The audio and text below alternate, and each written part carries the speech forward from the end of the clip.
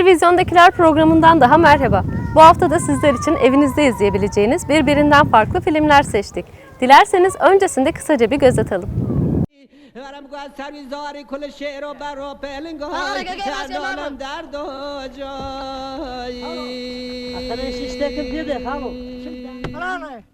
سه روز ازش خبر ندارن یعنی مرده.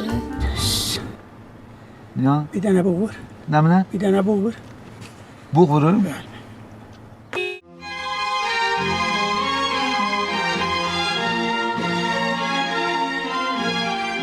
Hiçbir kadın evleneceği adam için keçi denilmesinden hoşlanmaz. Yok ya. İranlı yönetmen Samira Mahbelbah'ın 2000 yapımı ikinci uzunmetraj filmi Kara Tahta.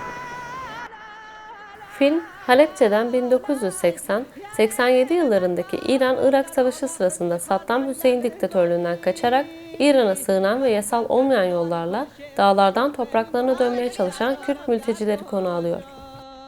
Bir öğretmenin tahtasıyla gezerek çocuklara ders vermeye çalışması Kürt trajedisini gözler önüne seriyor. Bölgede yakın zamanda yaşanmış savaşların yarattığı yıkım ise her sahnede kendini belli ediyor. Öğretmenlerin sırtlarında taşıdıkları kara tahtaların tek işlevi, öğrencilere ders verirken ortaya çıkmıyor. Bu kara tahtalar aynı zamanda birer kalkan ve sığınak görevi de üstleniyor zorlu coğrafyada. Film, 2000 yılında Cannes'da Büyük Jüri ödülünü aldı. Kürt kadın yönetmen Samira Mahbelbah ödül aldığında 20 yaşındaydı.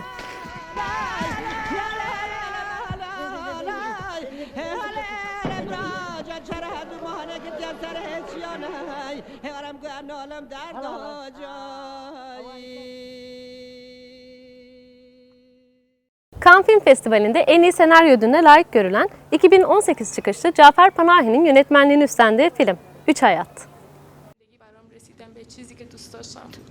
خانواده‌ام می‌بینن فیلم‌های شما رو دیدن حرفتون رو گوش میدادن برام راهی نمونده بود دیگه.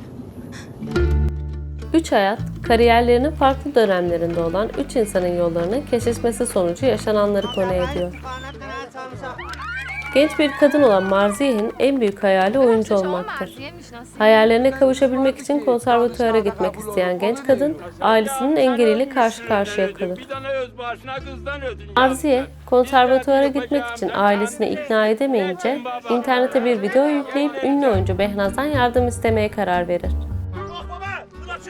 Tam film çekimlerinin olduğu bir dönemde genç kadının yayınladığı videoyu izleyen ünlü oyuncu, izlediklerinden oldukça etkilenir.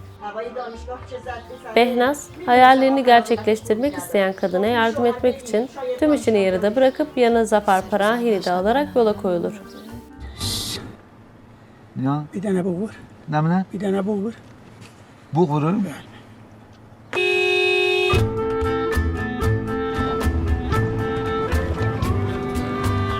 آجا بعد از این ده دیگه ای هم هست؟ توی کوها دره ها همه سکون دهه. Nene niye burada yatıpsan? Selam da daş biremem ahiret önünde. Ve şimdi de Yunanistanlı ünlü yönetmen Angelopoulos'un 2005 yapımı filmi Ağlayan Çayır.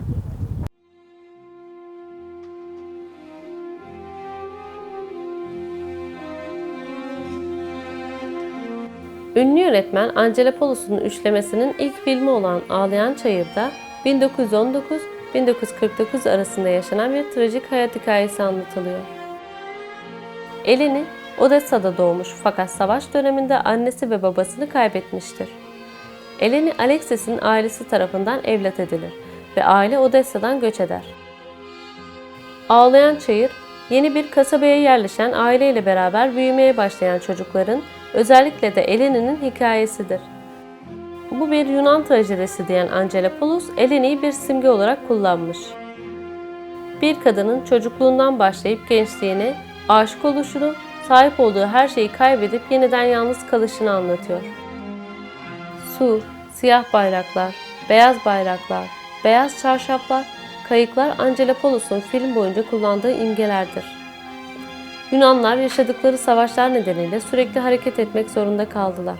Filmde görülen harekete hazır gemi, şal ve kayıklar bu zorunlu hareketliliği simgeler. Angelopoulos bu filmle 2004 yılında Avrupa Film Akademisi ödüllerinden Eleştirmenler Özel Ödülü kazandı.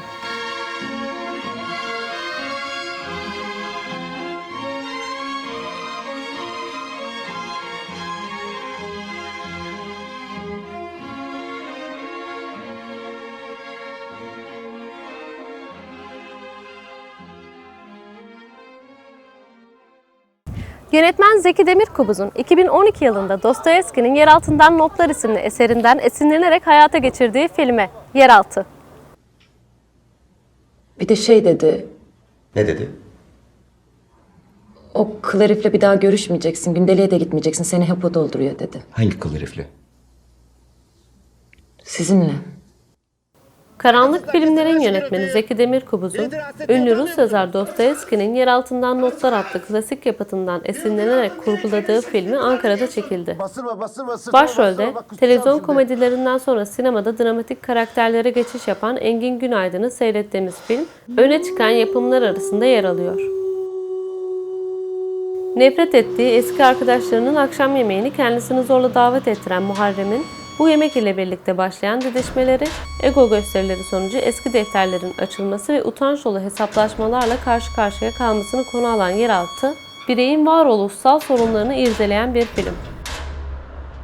Zeki Demirkubuz'un Yeraltı filminin galası 31. İstanbul Film Festivali'nde gerçekleştirilmiştir. Kaşla göz arasında koskoca adam merdivenlerden nasıl atılır ya? Ne yapayım, inek diye bağırınca cinler tepeme çıkıverdi. Dostoyevski gerçek her şeyin anasıdır ve üstündedir der. Bu haftanın da sonuna geldik. Gelecek hafta görüşmek üzere. Hoşça kalın.